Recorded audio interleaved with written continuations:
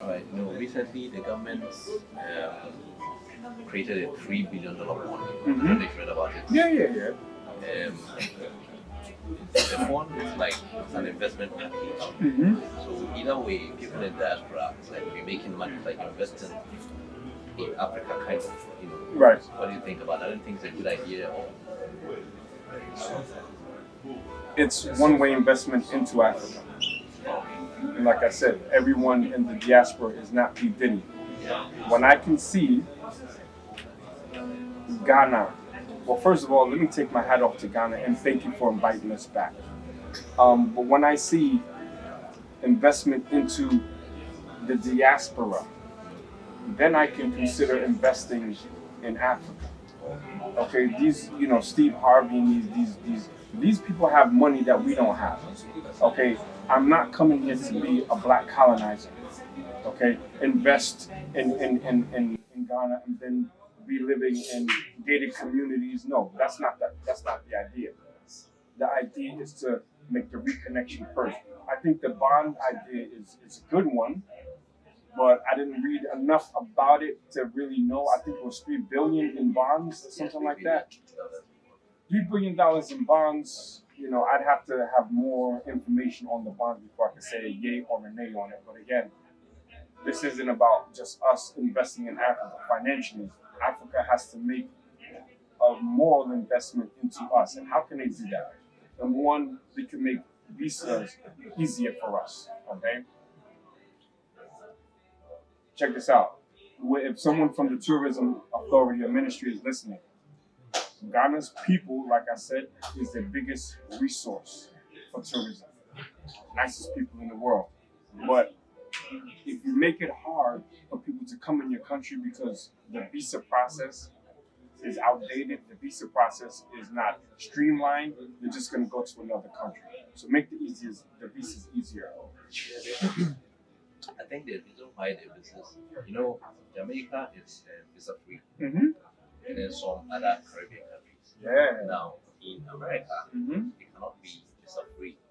Okay. Because it's like I don't know how to say this. America is owned by the American. If America is visa free to Ghana, then Ghana also has to be visa free Right.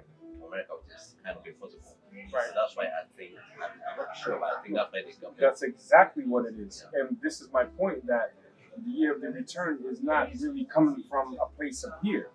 Because they have, I believe, Guyana and there's maybe Barbados. So one of these, couple of these Caribbean countries and a couple of South American countries are doing visas for the citizens of that country based on a quid pro quo visa system.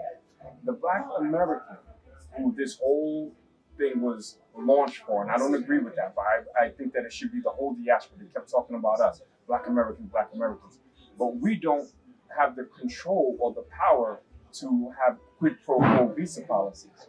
But that doesn't mean we shouldn't come. So what it's easy as this. Oh, you can look at me and see that I'm of African descent, right? I'm from African descent and I got a blue passport. Aquaba, come on in. Don't make me go through all the red tape that a real Obroni has to go through because we're not the same people. Okay, I get what you're talking about. So that would be some kind of special Special, and I'll give you an example. Obroni too is American to be American. It has to be. I don't know how that would be done. Yeah, but that's what I'm saying. If they're inviting the descendants of slaves back to Africa, then first of all, I'm not paying for any slave castle. Okay, because the Jews don't have to pay to go to Auschwitz. I should not have to go to Cape Coast and pay the same that a white German has to pay. I'm not doing it, so that's why I'm not going. Everybody pays 5 cents or something. Everybody. You sure? I thought it was a Ghanaian price is different if you're from Ghana. I'm pretty sure that there's a different price for Ghanaian citizens. I'll find out. So yeah, while I am a Black American, we come from the west coast of Africa. So there needs to be some sort of, exception for us. And I'll tell you this, if an American gets into Cuba, the Cuban government knows not to stamp our passport because they know we'll get in trouble. It's kind of like, oh, Gringo, you here? All right, go on. Ghana can do the same thing. Oh, okay. They So could just welcome us in. So Cuba doesn't stamp passport. Cuba doesn't stamp American passports Okay. because they want the Americans to come and spend their money, but they know that the government has issues with each other, so they just say, yo, come on in, we ain't gonna stamp your passport. So if you go into Cuba from the Dominican Republic, they're not stamping your passport. Okay, I'd like to ask you a question. Mm-hmm. I saw this video of a lady, Akon, and you said, I think there was an insulting. Congo? Yeah, I think. From the DR Congo. She insulted Black Americans. Yeah. I saw this clip of it. Mm-hmm. What was it about? What's your take on that? Okay. That's why I'm truth over everything. But I told you I'm not an African. I'm of African descent. I was born in Brooklyn, New York.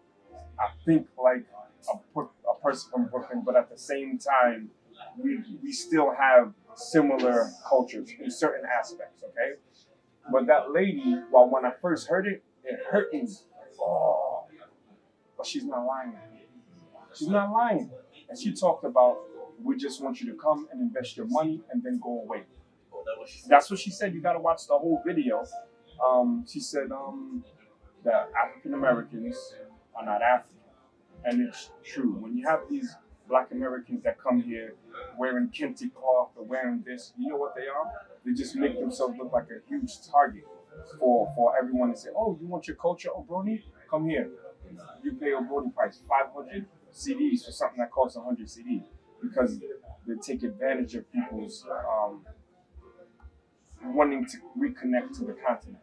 So, like, you could look at me right now and you could tell that I have white admixture. I never saw a white person at a family reunion or in my family, but due to that 500 years of separation, there's a phenotypical difference between me and a Ghanaian. There's also, a cultural difference, which is why we think a little different. But I'm all for the reconnection. That's what I want. But the reconnection has to come from a place of here and not of here. Right. But then you think the lady spoke like she's one in a million? No, absolutely not. She's one in a million. She spoke. That's the only video I've seen of somebody saying such. Even though she said that, but there's one video I've seen of somebody saying that. Maybe there are other videos I've seen. But when you say she but most people don't think the view of other people is different from hers. Right. Yeah, I do. And the fact that we three are here is proof of that not everyone thinks like that idiot lady from Congo. But there's enough people that think like that. And I gave you the example of tribalism here. When I walked up Oxford Street, and I'm not making this story up. I was walking across from one Oxford Street with the Lamborghini, and a Ghanaian guy walked next to me from behind. He says, I hate Nigerians. They should leave this country. I don't want them here. So I looked, and I didn't see a phone thing in his ear. So I'm like, who's he talking to? So I was about to say, who are you talking to? Then he turned around, and in the other ear, there was nothing. So he came up behind me just to say that he didn't like a Nigerian. So what that lady is saying is how a lot of people think. And the proof of it is that Africans can't even stand each other on the continent. So how can they be prepared to accept African Americans in large numbers? Because when we come, we're not coming with little money. We're coming with money, so we're gonna have nice houses. Okay, we're gonna ship our cars here. We come with our expertise. We're gonna come with our political views, right? And watch this: 5,000 Black Americans in Ghana, it's okay. Now, if you take 500,000 Black Americans coming to Ghana with no sort of reconciliation or reconnection, what you're gonna have is xenophobia. Because there's already xenophobia. You can look at ECOWAS, that's not even working. The Nigerians and the Ghanaians, they're shutting each other's shops and things like that. Look at South Africa. Because Ghana is not ready in terms of the infrastructure or economy to welcome competition to the population that's already here. You know how many chiefs are giving Black Americans land for nothing? Me as a Black American, I would never take that land until every Ghanaian who wants land gets land first. And whatever's left, I'll take that. Well, why is that? Because let's say you come from Ashanti region, right? And you like a piece of land, but because of whatever, you can't afford to pay the chief his gift price. But I come with a little different money, retirement money, and I can pay him that price. So you never saw me. I don't know the language. I don't know the culture. But I have a piece of land that you wanted your whole life. How you going to feel about that?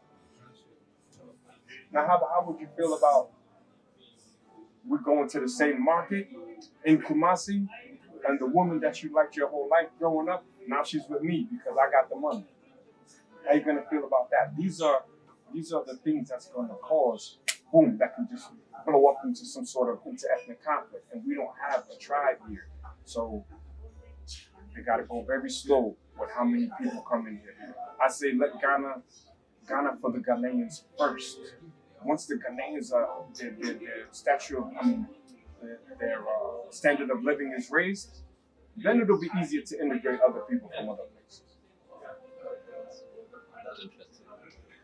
I wanted you to, how do you think we can fix, again, go back and answer the question, how do you think we can fix Pan-African since it includes a lot of all blacks in diaspora? Disrespectful of Akon because America is not for the black. It's not.